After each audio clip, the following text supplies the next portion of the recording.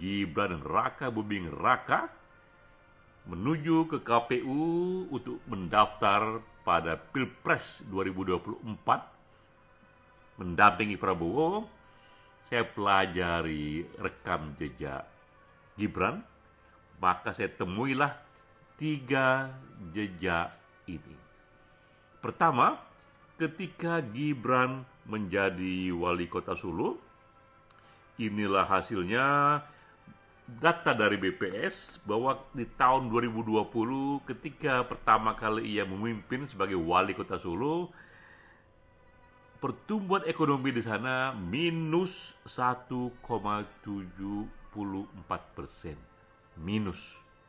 Lalu kemudian di tahun terakhir, kini Solo pertumbuhan ekonominya di angka 6,25%, salah satu pertumbuhan ekonomi paling tinggi di Jawa, dan ini sudah di atas rata-rata nasional, angkanya rata-rata 5,3%. Saya mulai dengan kata wow yang pertama. Lalu data yang kedua, ketika Gibran menjadi peserta pilkada wali kota Solo tahun 2020, ia didukung oleh 86,5% suara. Tinggi sekali tingkat dukungannya untuk membuatnya menang telak terpilih sebagai wali kota. Data ketiga, rekam jejak yang ketiga, ketika ia lebih muda dari itu, sebelum terjun ke politik, Gibran menjadi seorang pedagang kaki lima. Ia jualan markobar, ini sejenis martabak dengan gerobak di kaki lima yang bukanya hanya di malam hari. Mulai dari titik yang kecil itu, lalu kemudian usahanya berkembang ke 37 wilayah termasuk kota-kota besar, dan ia pun menjadi pengusaha yang kokoh. Ini pun juga menunjukkan upayanya yang kuat sekali. Dari sana ia katakan bahwa yang menjadi passion yang pertama adalah ingin ikut mengembangkan ekonomi rakyat, dan ia melihat bahwa itu bisa dikerjakan lebih jauh jika ia terjun ke politik. Maka kini Gibran pun terjun ke dalam politik. Saya mendengar pidatonya. Mari kita dengar cuplikannya. Kredit startup milenial.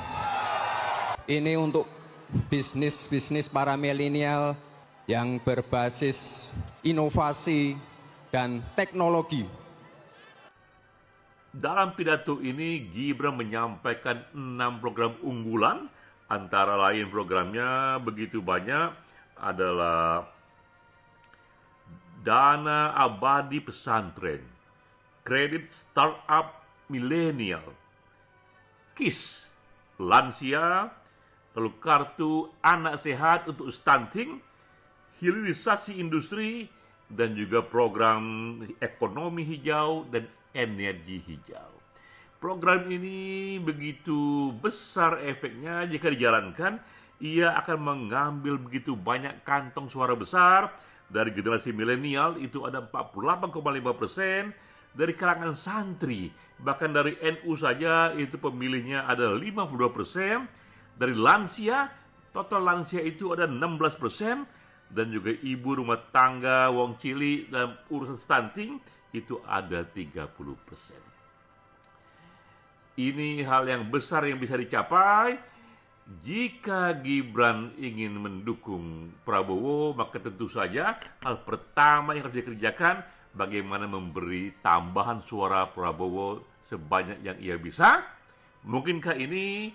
Maka 4 bulan dari sekarang hingga Februari 2004 itu menjadi petunjuknya. Demikian ekspresi data bersama saya, Denny J.A.